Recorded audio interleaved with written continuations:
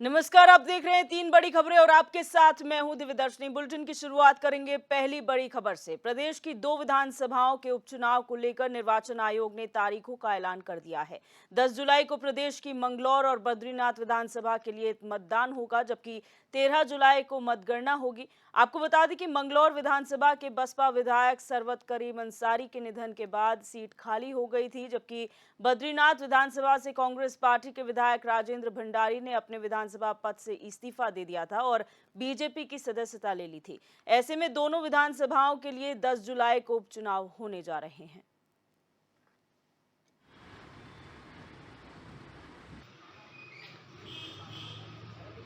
इसमें उत्तराखंड का भी 2 असेंबली कॉन्स्टिट्यूंसीज आ रहे हैं।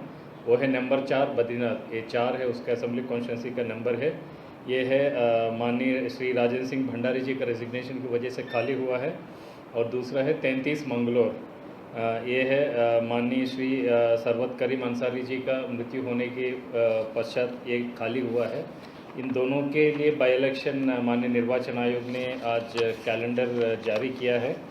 इस कैलेंडर में मुख्य गेजिट नोटिफिकेशन 4 जून को जारी होगा। आज है 10 तारीख, मतलब 4 दिन के बाद गेजिट नोटिफिकेशन जारी होगा। नॉमिनेशन की फाइलिंग की अंतिम तिथि ये है 21 जून को, मतलब आज से 11 दिन के बाद नॉमिनेशन फाइलिंग की लास्ट डे है। और स्क्रूटनी, नॉमिनेशन की स्क्रूटनी है 24 जून तारीख को है नॉमिनेशन की स्क्रूटनी। और विड्रॉल है, जो कैंडिडेट की विड्रॉल, जो भी कैंडिडेट विड्रॉ करना चाह रहे हैं वो 26 जून को होगी, बुधवार को। और डेट ऑफ पोल होगी 10 जुलाई को, ये है वेडनेसडे को होगी, बुधवार को ये भी 10 जुलाई को। और काउंटिंग होगी 13 जुलाई को, शनिवार को, 13 जुलाई शनिवार को काउंटिंग होगी। और पूरा प्रक्रिया, मतदान प्रक्रिया 15 जुलाई सोमवार को ख़त्म होगी। हमेशा हर चुनौती को स्वीकार करने के लिए तैयार रहता है और भारतीय जनता पार्टी के प्रदेश अध्यक्ष महेंद्र भट्ट जी के नेतृत्व में और हमारे यशस्वी मुख्यमंत्री पुष्कर सिंह धामी जी के नेतृत्व में और हमारे हजारों हजार कार्यकर्ताओं की मेहनत और संघर्ष के बूते इस चुनौती को भी पार करेंगे और दोनों सीटों पर बहुत अच्छे परिणाम। और इसी खबर पर हमारे संवाददाता अरुण सैनी हमारे साथ लाइव जुड़ चुके हैं। अरुण, जानकारी चाहेंगे, ये जो नोटिफिकेशन जारी हुआ है, जो उपचुनाव है, बद्रीनाथ हो या मंगलौर, ये दोनों सीटों पर उपचुनाव होना है, किस तरीके से प्रक्रिया पूरी चलने वाली है, क्या जानकारियां आज मिली है चुनाव आयोग की तरफ से? जी दिव्या, बिल्कुल दोनों ही बद्रीनाथ विधानसभा सीट की बात की जाए या मंगलौर विधानसभा सीट की बात हो तो इन दोनों सीटों पर उपचुनाव होना है। और अगर बात की जाए तो इसकी तारीखों का ऐलान हो चुका है। 14 तारीख से जो है नामांकन की प्रक्रिया शुरू होगी। 21 जून जो है अंतिम तिथि है नामांकन की, और ऐसे में फिर 24 को स्क्रूटनी होगी और 26 जून वो अंतिम तिथि है नामांकन वापसी की।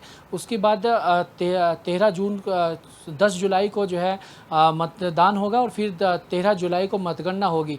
तो ये पूरी प्रक्रिया जो है इन दोनों ही विधानसभाओं पर उपचुनाव की रहने वाली है। और अगर बात की जाए इन दोनों विधानसभाओं की तो बद्रीनाथ विधानसभा जो है वो जिस तरीके से कांग्रेस पार्टी से जो विधायक सिंबल पर चुनाव लड़े थे राजेंद्र भंडारी और वहाँ से विधायक बने थे, उसके बाद उन्होंने 2024 के लोकसभा चुनाव से पहले जो है पाला बदलने का काम किया और भारतीय जनता पार्टी में शामिल हो गए। तो उस वजह से जो है ये सीट खाली हुई और इस सीट पर अब उपचुनाव होना है। तो वहीं मंगलौर विधानसभा सीट की बात की जाए तो मंगलौर विधानसभा सीट से 2022 का जो विधानसभा चुनाव हुआ था उसमें बसपा से प्रत्याशी सरवत करीम अंसारी चुनाव जीते थे। उनके निधन के बाद जो है ये सीट खाली हुई है और अब इस सीट पर भी जो है उपचुनाव होना है। तो यानी कि इन दोनों सीटों पर अब उपचुनाव होने हैं और इसको लेकर पूरी तैयारी चाहे निर्वाचन आयोग की हो या राजनीतिक दलों की, सब अपनी अपनी तैयारियों में जुट चुके हैं।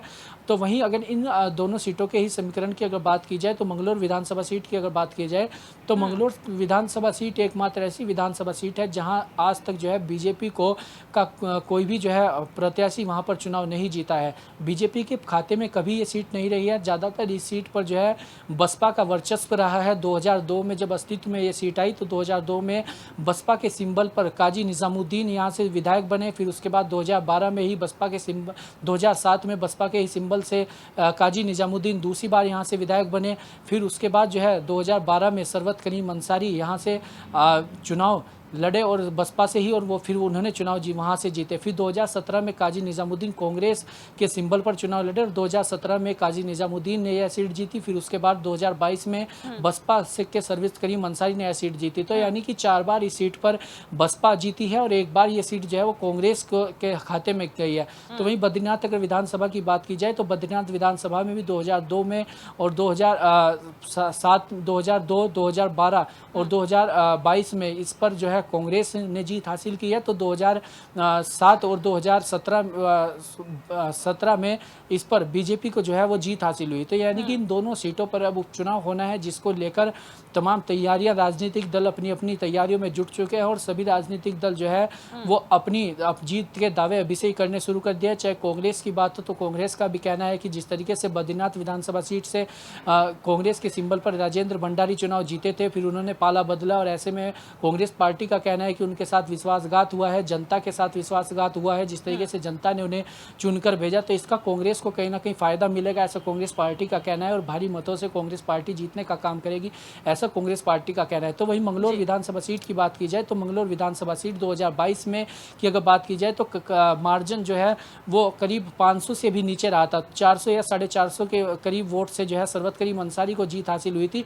और शुरू से ही अगर इस सीट की बात की जाए तो इस मंगलौर विधानसभा सीट पर जो मार्जिन रहा है वो करीब 1000, 2000 इस तरीके का ही मार्जिन इस मंगलौर लोकसभा सीट पर रहा है और इस सीट पर सीधी टक्कर बसपा और कांग्रेस में देखने को मिलती है। तो ऐसे में अब इस बार ये भी कहा जा रहा है कि जिस तरीके से बसपा भी जो है यहाँ से अपना उम्मीदवार उतार सकती है, क्योंकि बसपा की परंपरागत सीट है, तो ऐसे में मुकाबला काफी दिलचस्प रहने वाला है। हालांकि अभी तक की अगर बात की जाए कांग्रेस का कहना है कि काजी निजामुद्दीन जो है मजबूत कैंडिडेट वहां से है और लगभग मंगलौर सीट की अगर बात की जाए तो कांग्रेस की तरफ से काजी निजामुद्दीन फाइनल नाम है। लेकिन बद्रीनाथ को लेकर अभी संशय है कि कांग्रेस पार्टी किसे चुनावी मैदान में बद्रीनाथ से उतारेगी या भारतीय जनता पार्टी किसे इन दोनों विधानसभा सीटों पर से चुनाव में उतारेगी। लेकिन भाजपा की अगर बद्रीनाथ से बात करें तो राजेंद्र भंडारी का नाम सबसे आगे चल रहा है कि हो सकता है कि भारतीय जनता पार्टी राजेंद्र भंडारी को जो है वहां से चुनाव लड़ाए। तो इस तरीके के पूरे समीकरण इन दोनों ही विधानसभाओं पर उपचुनाव के हैं और ऐसे में सब दोनों ही राजनीतिक दल अपनी अपनी जीत का दावा जो है अभी से ही करना उन्होंने